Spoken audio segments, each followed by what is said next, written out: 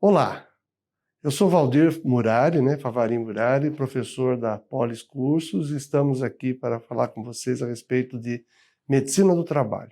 Essa é a aula inaugural, aula de introdução do curso, então vale a pena a gente falar a respeito do que os médicos do trabalho fazem, quais são os conflitos durante a profissão, qual é o mercado de trabalho para o profissional, como isto, para nós, diferencia, dos médicos clínicos, dos médicos cirurgiões.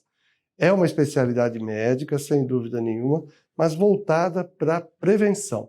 A gente pretende que, com isso, os ambientes de trabalho sejam seguros e o trabalhador saudável na atividade que faz.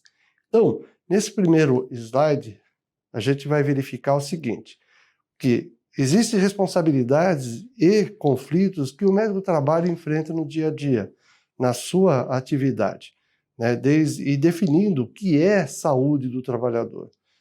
Nós temos, antigamente, falava-se médico do trabalho. O que era o médico do trabalho? Era aquele médico que estava voltado apenas a um consultório médico dentro de uma empresa ou no ambulatório de saúde do trabalhador e que não tinha como visão a prevenção. Ele não participava do processo produtivo, não conhecia os setores da fábrica ou do comércio ou da atividade de serviço aonde ele atuava.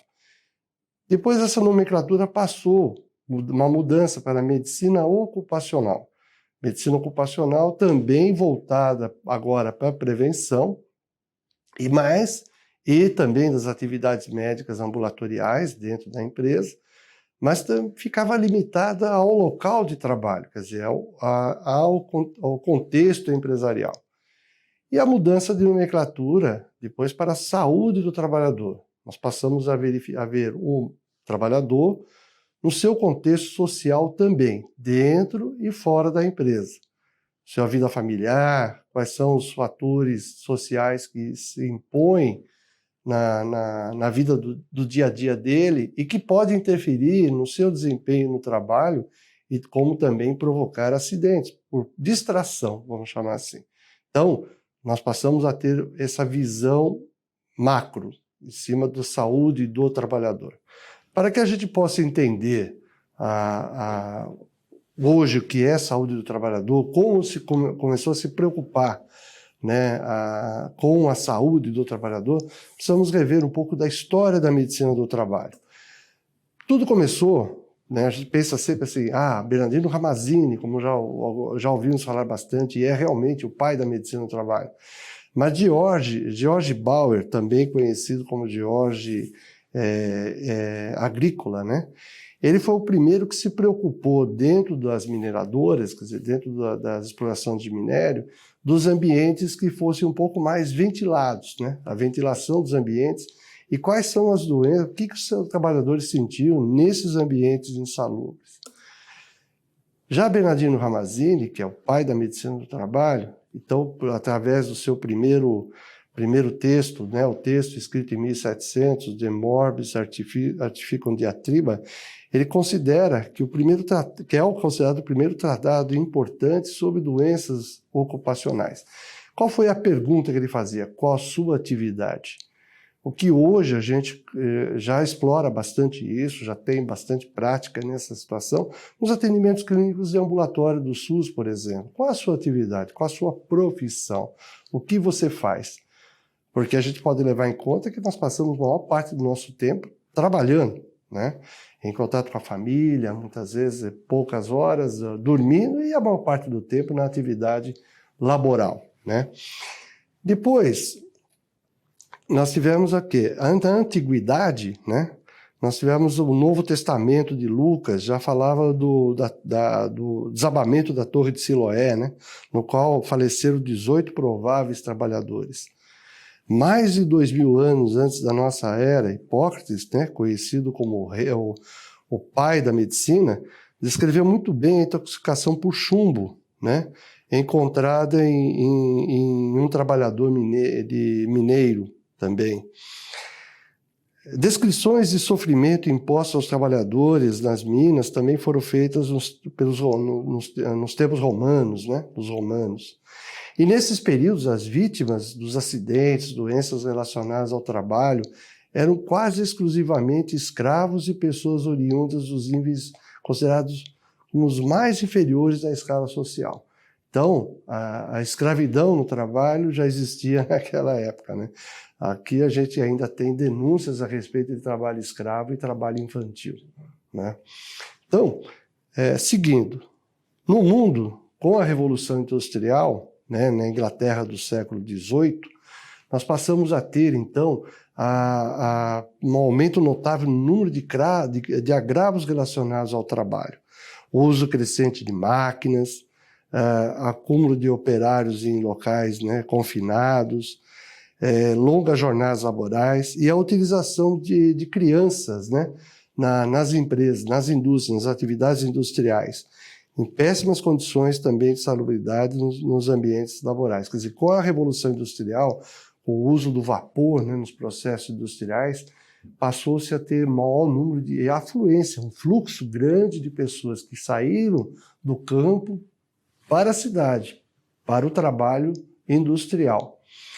E as crianças passaram a ser muito utilizadas, porque o carvão, né, e ainda é um elemento de combustão, né, de movimentação das máquinas, né, de força, de energia para as máquinas.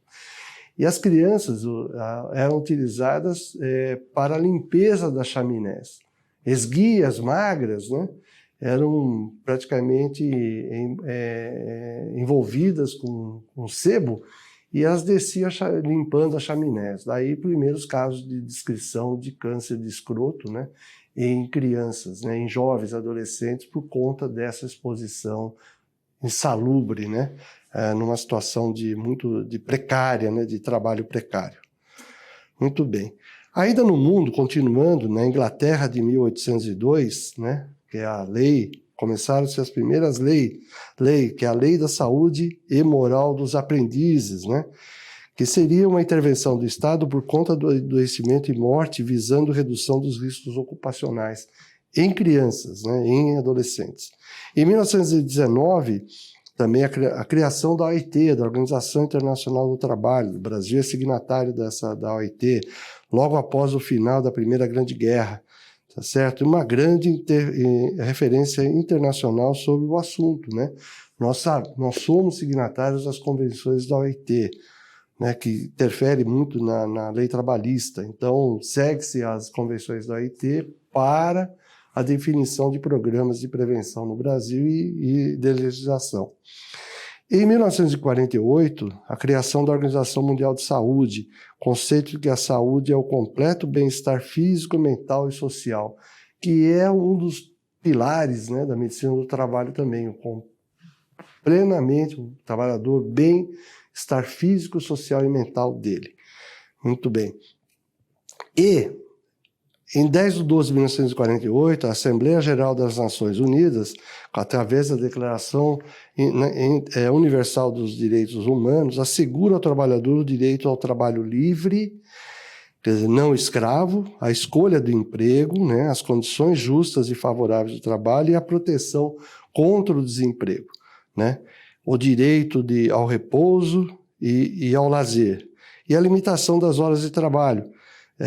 Seriam férias periódicas também, remuneradas, além do padrão de vida capaz de assegurar à sua família saúde e bem-estar, que é o objetivo principal do trabalho, né? Trazer bem-estar à família, à saúde ao trabalhador. Quer dizer, a gente mantém, mais uma vez, sempre frisando isso, trabalho seguro, saudável e trabalhador com saúde para desempenho das suas atividades plenas, né, profissionais. No mundo ainda, em 1949, a Inglaterra pesquisa a ergonomia, que objetiva a organização do trabalho do homem, né? Já primeiro tratar a respeito de... Por quê? Porque começaram a ter as atividades em linha, né? Produção em linha. Então aí começaram as primeiras preocupações com a ergonomia, né? Como tem o famoso filme da Charlie Chaplin, né? A respeito de tempos modernos, que satiriza aquele trabalho em massa, né? Quer dizer, em produção em linha, que ele faz a mesma coisa o tempo todo, né?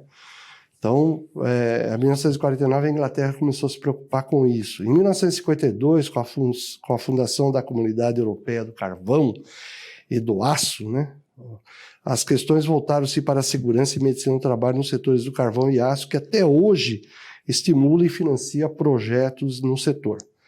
E na década de 60, inicia-se um movimento social renovado, revigorado e redimensionado, marcado pelo questionamento do sentido da vida, o valor da liberdade, o significado do trabalho na vida, o uso do corpo, notadamente nos países industrializados, como Alemanha, França, Inglaterra, Estados Unidos e Itália.